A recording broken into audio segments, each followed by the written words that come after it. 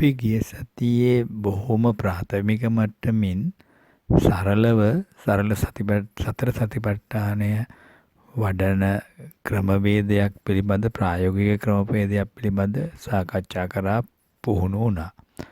ඇත්තටම එතනදී ඊටාම සරලව කරන්න පුළුවන් අත්දැකීමක් හැටියට මේ කායානුපස්සනාව මේ වාඩි වෙලා ඉන්නකොට මේ ඉඳගෙන ඉන්නවා එහෙම නැත්නම් ඇවිදිනකොට ඇවිදිනවා වැඩක් කරනකොට ඒ වැඩේටම මිඩංගු වෙනවා තමන්ගේ අවධානය ඒකම කරනවා කියන සිතවිල්ලක ඉඳීම තුල පරිබාහිරව ඒවා කෙරෙහි ක්‍රෝධ චේතනා, වෛර චේතනා, සතුටුදායක චේතනා ඒ වගේ දේවල් වලින් මිදිලා ඒ ක්‍රියාවට සරලව කෙරෙන්න දීම තුලින් විශාල මානසික සහනයක් ලබන්න ඕනම කෙනෙක්ට පුළුවන් වෙනවා.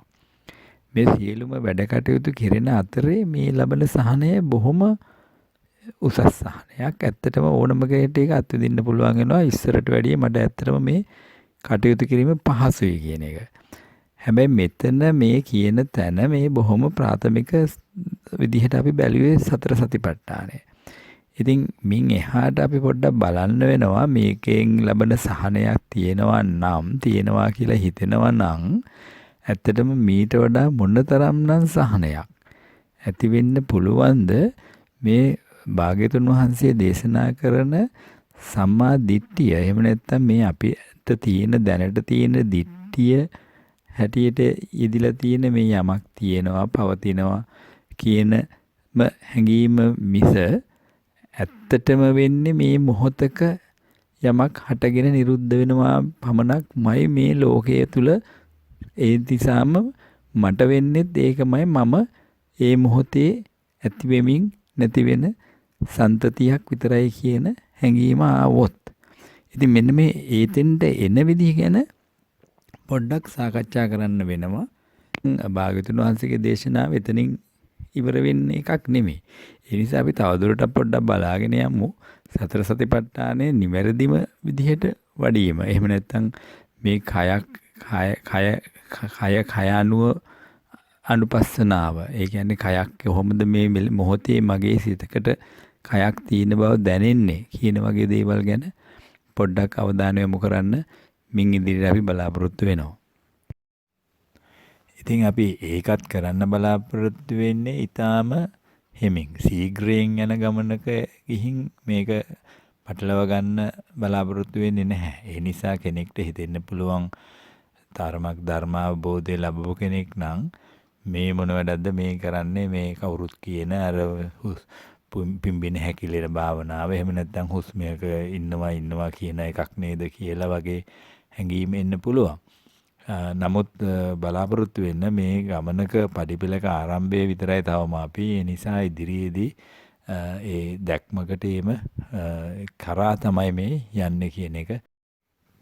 ඇත්තටම සතිපට්ඨානයේ අපි ඒ අත්විඳීමක් හැටියට මේ වාඩි වී ඉන්නවා එහෙම නැත්නම් ඇවිදිනවා මේ වැඩක් කරනවා නැත්නම් හුස්ම පිනවා හුස්ම එනවා යනවා එහෙම නැත්නම් බඩ පිම්බෙනවා බඩ හැකිලෙනවා මේ ආදී වශයෙන් අපි මේ බලන්න දකින්න යොදාගත්තේ සතර සතිපට්ඨානයමයි. නමුත් බොහොම ප්‍රාථමිකව සතිය පිහිටවීම සඳහා. ඒ කිසිම වැරැද්දක් නැහැ. දැන් මේ සතියක් පිහිටවනවා කියන එක ඇයි වැදගත් වෙන්නේ කියන එක සාමාන්‍ය ජීවිතයේදී අද දවසේ ටිකක් අපි බලමු. දැන් අපිට මොකක් හරි වැඩකට යනවා වැඩක් කරනවා. දැන් අපි හිතමු රෙදි හොදනවා කියලා. රෙදි හොදන්න වොෂින් මැෂින් එකකට දානවා රෙදි ටික. ඒ වගේ ඒ වෙලාවට ඒ වැඩේට පමණක් සිත යොමු කරන්න අපිට පුරුද්දක් ඇති කරගෙන නැහැ අපි කොයි වෙලාවකවත්. අපි ඔය රෙදි දාන අතරේ අපි කල්පනා කරන්නේ හෙට කොහොමද දැන් අපි ළමයින්ව පන්සලට එක්කන් යන්නේ. එහෙම නැත්නම් ළමයිව ඉස්කෝලේ දාන්නේ. ඔය ඔක්කොම මනස්ගත අපි ඔළුවේ තියාගෙනයි මේ වැඩ කරන්නේ. ඒක අපේ පුරුද්ද.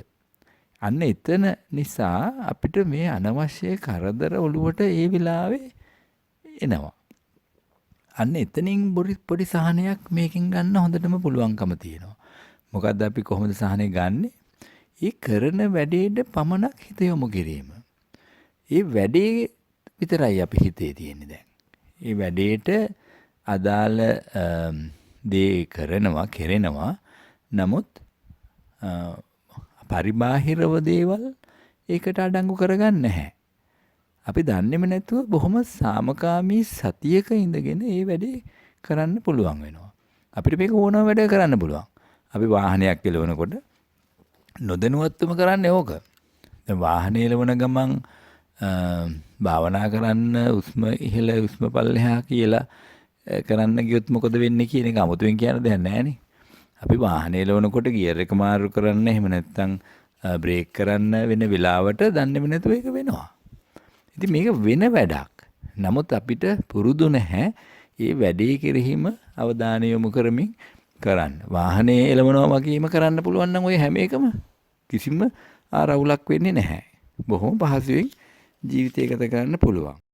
දැන් මේ මොකක් හරි වැඩක් කරන අතරේ රෙදි හොදන්න රෙදි දාන අතරේ තව කවුරු හරි දොරට ගහනවා අයියෝ මොන කරදරයක්ද මේ කියලා අපිට හිතෙන්න ඉඩ තියෙනවා. නමුත් අන්න ඒ වගේ සිතිවිලි එනකොට දැන් බලන්න ඒ වැඩේ රෙදි හොදන වැඩේ වෙනකොට දොර ඉස්සරහට යන්න වෙලා මේක අතෑරලා. දැන් මේවා ප්‍රායෝගිකව අපිට වෙන දේවල්. නමුත් මේ කරනදී දැන් අපිට ඒක කළ යුත්තක් නම් ඒ කළ යුත්ත කෙරෙහි ඒ මොහොතේ යෙදවීම හිත සරලව තරහ නොගෙන කරන්නත් පුළුවන්. තරහ අරගෙන කරන්නත් පුළුවන්. ඉතින් ওই වගේම ටික ටික අපිට අධ්‍යයනය කරන්න පුළුවන් Tamanවම. මේ මොකද්ද මෙතන වෙන්නේ? මම ඇත්තටම කරන දේවල් වලදී මම අමුතුවෙන් තරහක් එහෙම අරගෙන එහෙම නැත්නම් ඒවා කෙහි කලකිරීමක් ඇති කරගෙන මමම දුකටපත් වෙනවා නේද මේ අනවශ්‍ය විදිහට බලපෑම් ඇති කරගෙන එකම වැඩේක නිරත වෙන විටම ඒ වැඩේ ගැන නොසිතා කියන වගේ තත්වයක ටික ටික සිත දියුණු කිරීමක් මේ කරන්නේ. මේ ඇවිල්ලා සම්පූර්ණයෙන්ම අර අපි දැක්ක සතිය සිත එක තැනක පිහිටවාගෙනම වැඩක් කිරීම මොහොතකට විතරක් නෙමෙයි හැම විටම අත්දැකවලමින් තමන්ගේ ජීවිතය ගත කිරීමක් මේ කරමින් පවතින්නේ.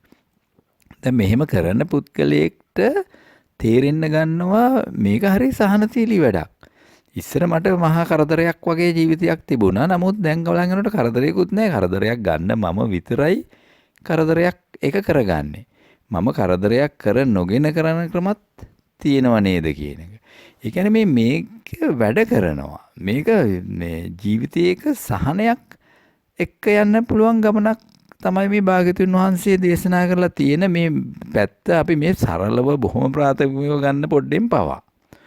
දැන් ඒතර මේ ප්‍රාථමික තත්වයක ගත්ත සතියකින් මෙච්චර දෙයක් කරන්න පුළුවන් නම් ටික ටික හිතන්න පෙළඹෙනවා මේ කියන නිවන එහෙම නැත්නම් නිවීම එහෙම නැත්නම් සම්පූර්ණයෙන්ම සතියේම පිහිටවාගෙන ගත කර හැකි ජීවිතයක් වගේ තියෙනවා නම් ඇත්තටම අපිට තරහ එනවනේ තාවම පොඩි දේවල් වලදී මේ දැන් මේ එහෙම මේ භාවිතා බහුලීකృత කරන කෙනෙක්ට තාම තරහ එනවා තාම අර පරණ පුරුදු ඒ විදිහටම මතුවෙනවා. ඒක වෙයිසි වරදක් නැහැ. ඒක එහෙම තමයි. එතකොට හිතන්න ගන්න මගේ මේ පුරුදු කිරීමම තවදුරටත් පුරුදු කරගෙන යන්න පුළුවන් ක්‍රමයක් තියෙනවා නම් ඒක වෙන්න පුළුවන් මේ කියන නිවන. නිවන දැකීම අඩුතරමේ. නිවන කොයි හැටියටද?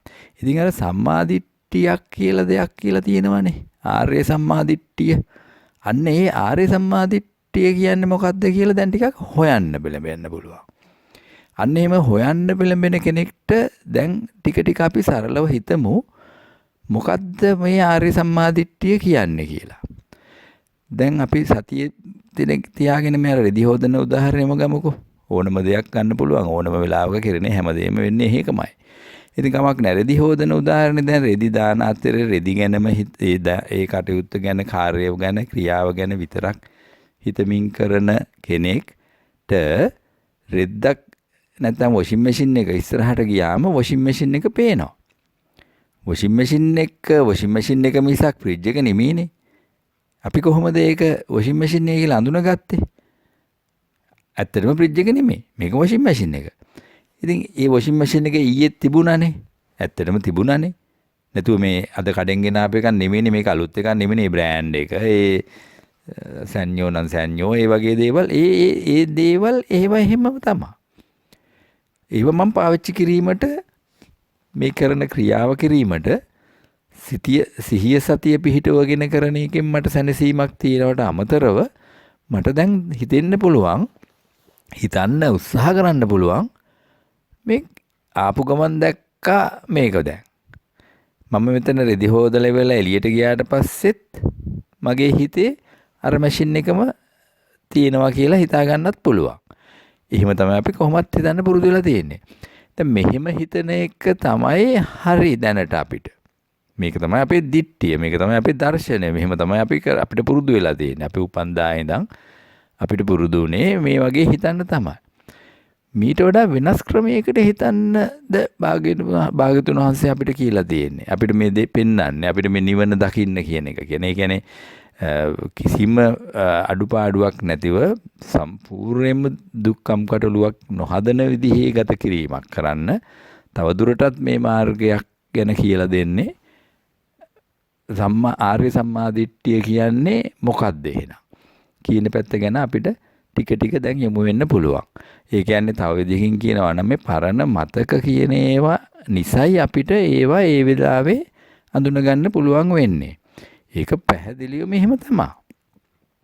අපේ ළමයෙක් කෙනකොට අපේ දුවනේ, මේ මගේ පුතානේ කියලා අඳුන ගන්න නැතුව මේ අල්ලපු ගෙදර පුතානේ, මේ අරයාගේ දුවනේ කියලා අඳුරගත්ත ගියොත් අපි කියනවා එයාට පිස්සු කියලා. මොකද එයාගේ මානසික තත්ත්වය අවුල්. ඒ කියන්නේ එයාට පරණ මතක සමග සංසන්දනය කරලා ඒ දේවල් අඳුරගන්න බැරි වෙනවා. අපි ඩිමෙන්ෂියා කියලා කියන්නේ. ඉතින් ඒ වගේ දේවල් වලදී ඒ වෙන්නේ ඒක තමයි. දැන් එහෙම තත්ත්වයක් නෙමෙයිනේ අපිට තියෙන්නේ. මේ පරණ මතක සමග සංසන්දනය කරමින් අඳුන ගැනීම හැමදාමත් අපිට වෙනවා. ආර්යයන් වහන්සේ කෙනෙක්ටත් ඒකම වෙනවා. ඒක නෙමෙයි ප්‍රශ්නේ. මේ වෙන්නේ කොහොමද කියන පැත්ත. පරණ මතකයක අත්විඳීමක්, අත්දැකීමක් වෙන හැම විටම අපිට මේක වෙන්න පුළුවන් ඉන්ද්‍රියයන් 6කින්. මොනවද ඉන්ද්‍රියයන් 6? ඇත්තටම ඇස, කන, නාසය, දිව, ශරීරය සහ මනස කියන විශාල තැන. මේ හැම එකකට ඇසකට යමක් අර කිව්වා වගේ වොෂින් මැෂින් එක හම්බ වෙච්ච ගමන් ඒ වොෂින් මැෂින් එක අඳුන ගන්නවා. කිසි ප්‍රශ්නයක් නැහැ. දැන් ওই විදිහට තමයි කන, නාසය, දිව, ශරීරය ඔය හැම එකම වෙන්නේ. දැන් මනසට ගත්තොත් මනසට මොකක්ද දෙන්නේ නැහනේ මොනවද. දැන් වොෂින් මැෂින් එකක් මනසට කියලා ගාවන්නේ නැහනේ කොහෙවත්. ඇහැකට නම් අපිට හිතමු ගෑවෙනවා කියලා. මේක ගෑවෙන්නේ නැහනේ. ආලෝක ධාරාවක් ඇවිල්ලා එනම පරාවර්තනයක් තමයි වෙන්නේ කියන ඒ සංකීර්ණ පැත්ත නැතුව නිකන් අපි සරලව හිතුවොත් ඇහැට මේක වදිනවා. ආලෝකයේ වැදින එක මම අඳුර ගන්නවා කියලා හිතමුකෝ. දැන් එහෙම විදිහට හිතුවා වුණත් මනසට මොකක්ද දෙන්නේ? මනසට වෙන්නේත් ওই විදිහටමයි. මනසට වෙන්නේ ඇත්තටම අරමුණක්. දැන් නිකන් ඔහේ ඇස් ටික පියාගෙන ගන්න. ඇස් පියාගත්තු ගමන් අපිට මොකක් හරි මතක් වෙනවා. මේ මතක් වෙන්නේ අර කලින් මතකයක්මයි. අර විත්තරමයි වෙන්නේ. පරණ මතකයක් අලුත් වීමක් වෙනවා වොෂින් මැෂින් එක දැක්ක ගමන්. ඒ වගේම ඇස් පියාගත්තත් මගේ තියෙන පරණ මතකයක් ආපහු අලුත් වෙනවා මේ මොහොතේ. ඉතින් මොහොතකට වෙන මේ සිද්ධියක් මේ හැමතිස්සෙම වෙන්නේ. දැන් ඕක තමයි අපි ටික ඉස්සරහට ගියාම සතර සතිපට්ඨානයේ නිසියාකාරව කිසිම අඩුපාඩුවක් නැතුව ඉති අජ්ජත්වා කායේ කායානුපස්සී විහෙරති ආදී වශයෙන් ඒ කියලා තියෙන්නේ අපිට දකින්න ඔන්න ඔය කාරණා ටික. ඒ කියන්නේ මොහොතකද හදන විදිහේ අර නිව්ටන් පෙන්නලා දුන්නා වගේ නිව්ටන්ගේ නියමයෙන් මේ ඇපල් ගෙඩියක් වැටෙනවා කොහොමදත් වැටෙන ඇපල් ගෙඩියට ගුරුත්වාකර්ෂණයක් ආදේශ කරා වගේ භාග්‍යතුන් වහන්සේ පෙන්නලා දෙනවා මේ ඔයාලට පේන මේ වොෂින් මැෂින් එක පෙනුනට මේ මොහොත යම් ක්‍රියාවලියක් හැටියට මේක කරනවා. තව දියකින් කියනවා නම් මම දැන් පොඩ්ඩක් ගැඹුරට යන්න ඕන නිසා කියපොත් චක්කුංච පටිච්ච රූපේච උප්පද්දති චක්කු විඥානං කියන තින්න සංගති පස්සෝ කියන අර මදුපුණ්ඩික සූත්‍රයේ එන න්‍යායක් වශයෙන් ඕක පෙන්නලා දෙනවා. මේව වෙනමම දැනගන්න ඕන කමක් නැහැ. නමුත් දැනගැනීමෙන් හරි පහසුවක් ඇති වෙනවා. අඩේ වෙන්නේ මේකනේ කියන එක වගේ. ඉතින් අපි යන්නේ ඒ කරහා දැන් යමු වෙන්න තමයි පොඩ උත්සාහ වෙන්නේ. නමුත් මේවා පැටලව වෙනවා නම් තවදුරටත් මේකෙම ඉන්නම කියලා මේ තවදුරටත් මේ සහනශීලී ජීවිතයක විතරක් ඉන්න කෙනෙක්ට ඇත්තටම කියනවනම් මේ හොඳටම ඇති. සතිය පිහිටවීම විතරක් ඇති. අර එක්හාට් වගේ අය කියන විශාල ඇත්තටම මේ YouTube වල තියෙන මේ එක මේ ස්වාමීන් වහන්සේලා නොවන නමුත් ගිහියන් කියලා දේශනාවල තියෙන්නේ ඔන්න ඔය වගේ තත්ත්ව. මේ සතිය පිහිටවීම. එතනම ඉන්න අවශ්‍ය කෙනෙක්ට එහෙම ඉන්න පුළුවන්. හරීම පහසුවක්. හරීම සොඳුරු ජීවිතයක් ගත වෙනවා තමයි. නමුත් භාග්‍යවතුන් වහන්සේගේ දර්ශනය මින් එහාට එහා ගිය එකක්. තව විදිහකින් කියනකොට අනිත්‍ය දුක්ඛ විතරින් නවතින්නේ නැහැ. ත්‍රිලක්ෂණයක එහෙම නැත්නම් අනාත්මය එහෙම නැත්නම් මේ හැම මොහොතකම කෙනෙක් නැතිය කොටින්ම නිරුද්ධයක් පමණක් මේ ජීවිතය කියන්නේ කියන එක ගැන ටික ගැඹුරට යන්න. ඇත්තටම ගැඹුරක් වට මේක ඇති ගැඹුරක් නෑ. මේ අපිට හැමතිස්සෙම වෙන දේ. නමුත් අපිට නොතේරෙන විදිහ ඇයි නොතේරෙන්නේ කියන පැත්ත කතා කරන්න මදුපුණ්ඩික සූත්‍රයත් ආශ්‍රය කරගෙන සතර සතිපට්ඨානයත් ආශ්‍රය කරගෙන ඇත්තටම සතර සතිපට්ඨානය කියන්නේ සතර සතිපට්ඨානේ ආර්ය මාර්ගයට එහෙම නැත්නම් ධම්මානුපස්සනාවේ අවසානයේ චතුරාර්ය සත්‍ය අවබෝධය දක්වාම ගෙන යන්න ක්‍රම වේද තියෙනවා. අපිට ඒව එකපාර කරන්න නැතුව ටිකෙන් ටික මර්ෂණය කිරීමක් කෙරෙන්නයි අවශ්‍ය. ඇත්තටම මුලදී අපි බැලුවා පොඩ්ඩක් පුරුදු වුණා එක තැනක වාඩි වෙලා එහෙම වාඩි වී ඉන්නවා කියන කය පිළිබඳ සිතිවිල්ලක එහෙම නැත්නම් හුස්ම ගන්නවා බඩ පිම්බෙනවා හැකිලෙනවා ඒ වගේ සිතිවිල්ලක බලන්නේ ඇත්තටම කය මේ මොහොතේ කයක් තියෙනවා කියන හැඟීම ඒම සහ යෑමයි ඔය අපි බැලුවේ. දැන් අපි ඇත්තටම මේ බලන මොහොත ගැන වෙන විදිහට බලා ගන්න ඕන කෙනෙක්ට පුළුවන්. ඕක නොබලා ඉන්නත් ඕන කෙනෙක්ට පුළුවන්. ඒ කියන්නේ කිසිම අවශ්‍යතාවයක් නැහැනේ ඇත්තටම කියනවා නම් මේ කයක් හැදෙන විදිහ නැත්තම් උස්මයක් යනවා කියන එක හරි බඩ පිම්බෙනවා හැකිලෙනවා හරි කියන එක හරි දකින්නේ ඇයි අපි? දැන් අපි ඇස් පියාගෙනම හිතන්න ඕන අන්න ඒක දැන් අද දවසේ ප්‍රායෝගිකව කරන්න තියෙන කියන්න මම යෝජනා කරන්නේ අන්න එහෙම දෙයක්. දැන් අර අපි දැක්ක මොහොතේ බොහොම සිත සංසුන් වෙන්න සතියක පිට පිහිටවා ගන්න පුළුවන් වෙනවා එක්කම මේ මොකද්ද මේ මම කරන්නේ කියන එක පිළිබඳ පොඩ්ඩක් යොමු වෙන්න හොයන්න. දැන් මේ භාග්‍යවතුන් වහන්සේම පෙන්වා දෙන මේ ඇත්තටම කතා කරන සතර සතිපට්ඨානය. සතර සතිපට්ඨාන සූත්‍රය හරහා අපි ඉදිරියේදී දෙන්න බලාපොරොත්තු වෙනවා. ඒ මුලදී කය ඍජුව තියාගෙන ආරණ්‍යගත වෙලා හෝ ශුන්‍යාගාරගත වෙලා කියන එකේ ඇත්තටම තේරුම නිශ්චල තැනක කියන එක. ඒ වගේ තැනක ඉඳගත්තු අපි දැන් මේ හුස්මයක් ගන්න හරි එහෙම නැත්නම් ඉඳගෙන ඉන්නවා හරි බඩේ පිම්බෙනවා වගේ එකකින් බලන්නේ මොකද්ද මේ? භාග්‍යවතුන් වහන්සේ නිකම් මේක ඒකායන මාර්ගයේ හැටියට කියන්න හේතුවක් නැහැනේ. භාග්‍යවතුන් වහන්සේ වෙන එකක් තියා කියනවා ඒ සූත්‍රයේම වැඩිම වුණොත් මේ හරියටම දකින්නකේට අවුරුදු 7කින් මේක වඩලා ඉවර ගන්න පුළුවන් කියන්නේ. ඒ කියන්නේ සම්පූර්ණයෙන්ම නිවන් අවබෝධ කර ගැනීමට පුළුවන් කියන එක. ඉතින් අන්න ඒක නොවෙන්නේ මොකද කියන එක ගැන දැන් පොඩ්ඩ කල්පනා කරමු.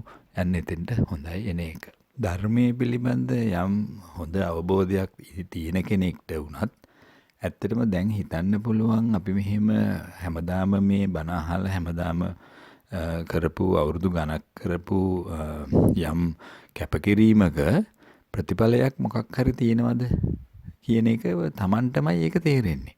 සමහර විට මේ මං කිව්වට මේ අහන සමහර අයට ඉතාල ඇත්ත වශයෙන්ම නිවන අවබෝධ වෙලා තියෙන්නත් පුළුවන්. සම්මාදිට්ඨිය උපරිමයක ආර්ය සම්මාදිට්ඨිය ඒක නොහොත් නැත්නම් මේ මොහොතකම අවසානයේ පමණයි මේ හැම දෙයක්ම කියන එකේ කිසිම දෙයක් නොපවතීම පිළිබඳ ඉතාම හොඳ අවබෝධයක ඉන්නත් පුළුවන්. ඉතින් ඒක තමන්මයි දන්නේ. මම මේ කියන්නේ පොදුවේ ඕනම කෙනෙක්ට දකින්න තමන් ඉන්න තැන. ඒ කියන්නේ තමන් ඇත්තටම අවබෝධ වෙමින් පවතිනවද? ඒක දකින්න හොඳම ක්‍රමේ තමයි මෙන්න මේ විදිහට එක තැනක ඉඳන් කරන භාවනාවකදීලත් අත්දැකීමක්. එහෙම නැත්නම් සතිය පිහිටවීමක් මට සතිය පිහිටවීමක් විදිහට හැම මොහොතකම යොදවිය හැකිද කියන ප්‍රායෝගිකව හිතලා බලන්න. දැන් ඒක මෙහෙම කරන්න. මොනවා හරි කරදරයක් වෙනවා. කරදරයක් වුණාම අයියෝ මට වෙච්ච දේ කියලා ඔයාට තාම හිතෙනවද? එහෙමනම් ඔබට තවම අවබෝධ වී නැත. මොනවා හරි ළමයෙක්ගේ ප්‍රශ්නයකට උදව් කරන්න වෙනවා. උදව් කරනවා. ඒ සියලු දේවල් වෙනවා. නමුත් ඒ පිළිබඳව කනගාටු කනස්සලු සිතිවිලි නැතුව කරන්න Tamanට පුළුවන්ද? පුළුවන් නම් ඔබට අවබෝධී ඇත. නැත්නම් අවබෝධ වී නැත. ඔන්න ඔය විදිහට මෙෂර්මන්ට් එකක් Tamanට මේ මැනගැනීමේ ක්‍රමයක් Tamanම හදා ගන්න ඕන. දැන් එතකොට මෙහෙම නොවෙනවා නම් තව අපි මම ධර්මය කියලා දෙනවා කියලා කාට හරි ධර්ම අවබෝධ ලබා දෙන්න තව කෙනෙක්ට කරන උත්සාහයකදී ඒ තව කෙනෙක් මේක හරියට තේරුම් ගන්නේ නැහැයි කියලා Tamanට කේන්ති යනවා නම් එහෙම නැත්නම් මේ මොන වැඩක්ද මෙච්චර සරල දෙයක් කාටවත් තේරෙන්නේ නැහැ කියලා Tamanට හැඟීමක් වගේ එනවා නම් එතනත් ඇත්තටම Taman ධර්මාවබෝධය ලැබලා නැහැ. මොකද ඒකම තමයි ධර්මාවබෝධය. මේ මොහොතේ වී හැකි සිදුවීමකට සහභාගී වීමක් උනා කියලා Taman තුල ඇති සතිය බින්දෙන්න විදිහක් නැහැ. අන්න එහෙම තැනක් ගැනයි මේ අපි දැන් ටික ටික උත්සාහ කරන්න කතා කරන්නේ. ඉතින් අර මම ප්‍රායෝගිකව වැඩපිළිවෙල හැටියට අද කිව්ව විදිහට පොඩ්ඩක් තව ටිකක් උත්සාහ කරලා බලන්න. මෙතන එක තැනක වාඩි වෙලා ස්පියාගෙනම ඉඳගෙන අර සිහිය සතිය එක තැන තියාගත්තු මම මේකේ මොකක්ද ඇත්තටම අරමුණු කරන්නේ ඉදිරියේදී දකින්න කියන එක. එහෙම ටිකක් සම්මර්ෂණය කරනකොට තේරෙන් ගන්න පුළුවන් මේ මම අර කිව්ව විදිහට ඉදිරියේදී මේ සතියෙම මට ප්‍රයෝජන ගන්න පුළුවන් වෙනවා සාමාන්‍ය ජීවිතයේදී එන රාග ද්වේෂ සිතිවිලි පාලනය කිරීම සඳහා. තව විදිහින් කියනවා නම් අපි කාර් එකක් ස්පීඩ් එක 240 කිලෝමීටර් තියෙන පැයකට තියෙන ස්පීඩ් එක අපි කවදාවත් තිබුණා කියලා ඒ කියන්නේ නැහනේ. පාරේ ස්පීඩ් එක 60 නම් 60ට අපි යන්න බලනවා. පොඩි ගාණක් වැඩි අඩු වෙවි. නමුත් ඒකට අඩු කරගන්න අපි කරනවනේ. අන්න ඒ වගේ සතිය හරියට පිහිටු කෙනෙක්ට ඉබේටම පුළුවන් වෙනවා ටික ටික මේක අත්හදා බලන්න හැම මොහොතකම මට කේන්ති එනවා. නමුත් කේන්ති ආපු ගමන් මේ මගේ සතිය බිඳීමක් නේද කියන එක ටික ටික හුරු කරන්න පුළුවන් වෙනවා. යන්නේ හුරු කිරීමෙන් ලැබෙන සහනයෙන් පස්සේ අපි ආපහු එමු ටික ටික ඇත්තටම සතර සතිපට්ඨානයේ කායානුපස්සනාව වඩන එහෙම නැත්නම් මේ භාග්‍යවතුන් වහන්සේ පෙන්නන මේ කය මොහොතක සකස් වීමක නිරුද්ධය පමණක්ම බව අත්විඳින්න. අන්න එයින් පස්සේ අපිට ආපහු සතිය නෙමෙයි සමාධියකයි සිත තැම්පත් වී පවතින්නේ. දැන් මේ සමාධියක සිත තැම්පත් වීම කියන්නේ අර බලෙන් හේන්ති ඒමට වෙලාවට විතරක් පාවිච්චි කරපු සතිය වෙනුවට දිගටම පවතින සමාධිමත් සතියක් පවතීමක් වෙන්න පුළුවන් ගමක් තියෙනවා. ඉතින් ඒ සඳහායි මේ අපේ අරමුණ, ඒ සඳහායි අපේ යොමු වීම, ඒ වෙනුවෙන් ඉදිරියේදී තව දුරටත් රැඳී ඉන්න කියලා ආරාධනා කරනවා. තෙරුවන් සරණයි.